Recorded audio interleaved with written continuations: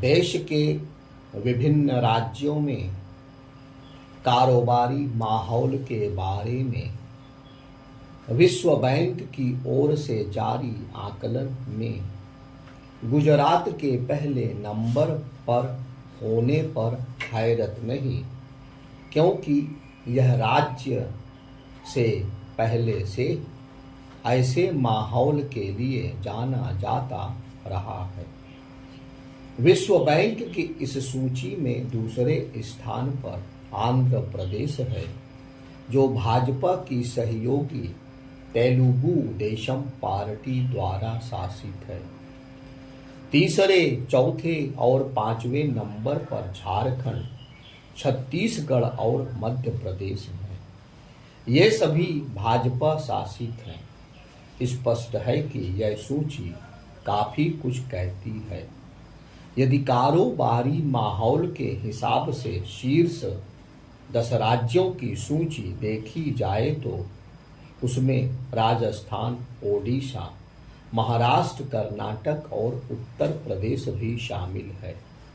इनमें ओडिशा बीजू जनता दल द्वारा शासित है और कर्नाटक में कांग्रेस की सरकार है। उत्तर प्रदेश में सपा का शासन है। स्पष्ट है कि पहले 10 राज्यों में भाजपा और उसके सहयोगी दलों द्वारा शासित राज्य आगे दिख रहे हैं। यह अच्छी बात है कि अन्य दलों द्वारा शासित राज्य भी इस दिशा में सक्रिय हैं और पश्चिम बंगाल 11वें स्थान पर है और तमिलनाडु 12वें।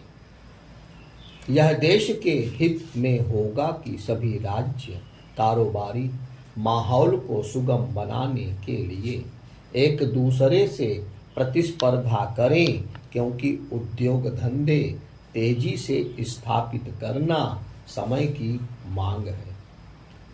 विश्व बैंक की ओर से जारी इस सूची पर राजनीतिक दल अपनी अपनी तरह से प्रतिक्रिया व्यक्त कर सकते हैं। आश्चर्य नहीं कि कुछ दल ऐसे बयानों के साथ सामने आए कि इस सूची से यही साफ हो रहा है कि भाजपा और उसके सहयोगी दल उद्योग जगत के हितैषी हैं। ऐसी प्रतिक्रियाओं की परवाह नहीं की जानी चाहिए, क्योंकि देश का अपेक्षित ढंग से उद्योगीकरण नहीं हुआ तो समस्याओं का समाधान करना मुश्किल होगा। एक के बाद एक अध्ययन यही बता रहे हैं कि गांवों से शहरों की ओर आबादी का पलायन तेज होता जा रहा है और कुछ ही वर्षों बाद आधी से अधिक आबादी शहरों में निवास करेगी। ग्रामीण क्षेत्रों से एक बड़ी संख्या में लोग शहरों की ओर इसीलिए आ रहे हैं क्योंकि वहां रोजगार की ज्यादा संभावनाएं हैं। इन संभावनाओं को और बेहतर करने के लिए उद्योगीकरण को गति देना आवश्यक ही नहीं बल्कि अनिवार्य है। यह उम्मीद की जानी चाहिए कि आने वाले समय में विभिन्न राज्य सरकारें कारोबारी माहौल को सुधारने के मामले में और अधिक सजगता का परिचय देंगी, लेकिन अच्छा यह होगा कि जो कदम कारोबारी माहौल को बेहतर बनाने के लिए आवश्यक है उन्हें लेकर राजनीतिक दलों के बीच आम सहमति बने। बात चाहे भूमि के आवंटन की हो अथवा श्रम सुधारों की या फिर पर्यावरण मंजूरी की प्रक्रिया को सरल बनाने की, इन सब मामलों में और अधिक सक्रियता बरतने की जरूरत है। विश्व बैंक का यह मानना है कि भारत में कारोबारी माहौल को बेहतर बनाने के लिए अभी भी बहुत कुछ करने की जरूरत है। विश्व बैंक की माने तो नियम कानूनों में तमाम संशोधन परिवर्तन के बावजूद उद्योगों को जरूरत से ज़्यादा सरकारी विभागों की दखलंदाजी का सामना करना पड़ता है। मोदी सरकार का लक्ष्य भारत को सुगम कारोबारी माहौल वाले शीर्ष 50 देशों में शामिल करना है। यह तभी संभव हो सकेगा जब आर्थिक व्यापारिक मामलों से जुड़े सुधारों पर राजनीतिक दलों के बीच आम सहमति बनेगी। विदेशी निवेश में उल्लेखनीय वृद्धि के बीच विनिवेश के मोर्चे पर भी मोदी सरकार को एक कामयाबी मिलती दिख रही है।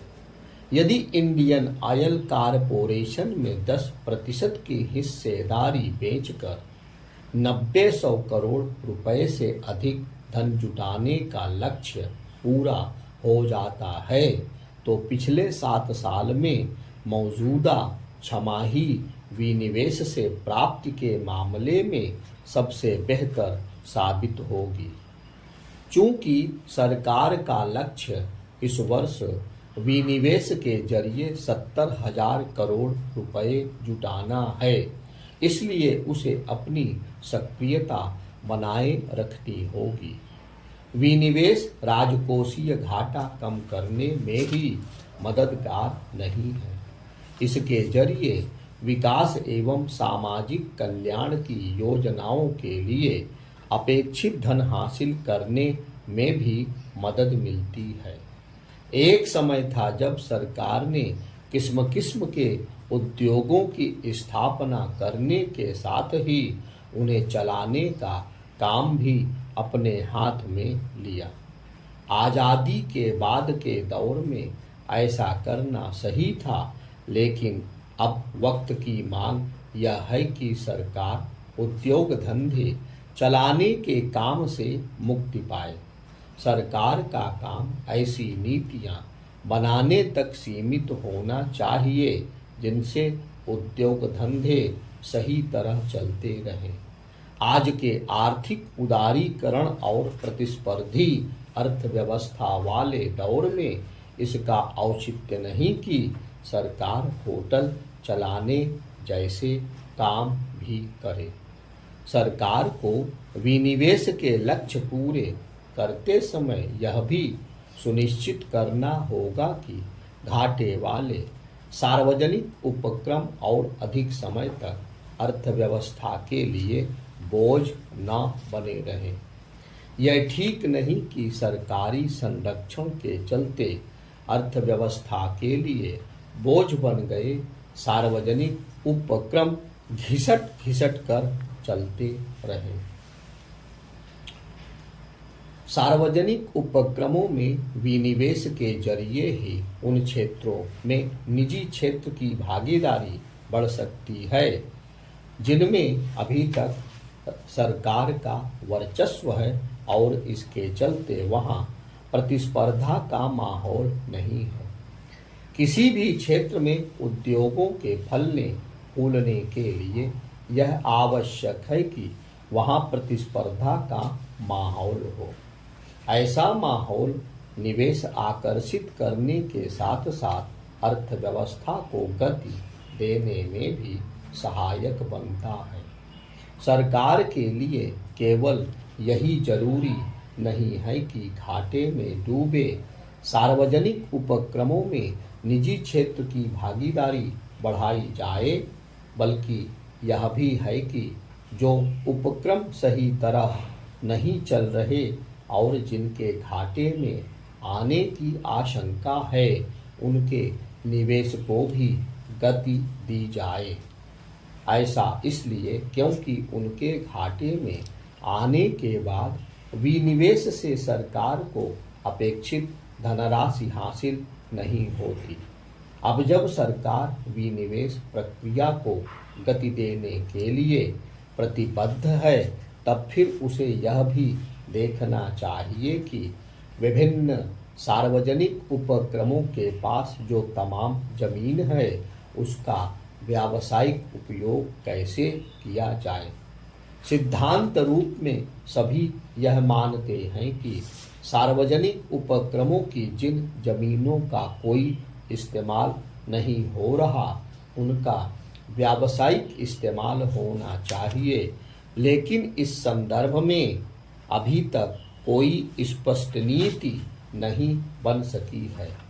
परिणाम यह है कि कई सार्वजनिक उपक्रमों और विशेष रूप से रेलवे और ऊर्जा मंत्रालय के विभिन्न उपक्रमों की तमाम जमीन एक तरह से बेकार पड़ी हुई है।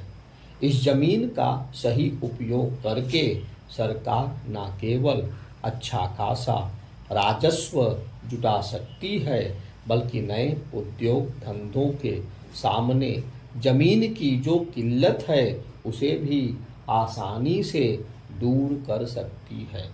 ऐसे समय जब नए उद्योगों के लिए भूमि अधिग्रहण का एक जटिल मसला बन गया है, तब यह और आवश्यक हो जाता है कि सरकार सार्वजनिक उपक्रमों की जमीन का सही इस्तेमाल करने की नीति बनाए।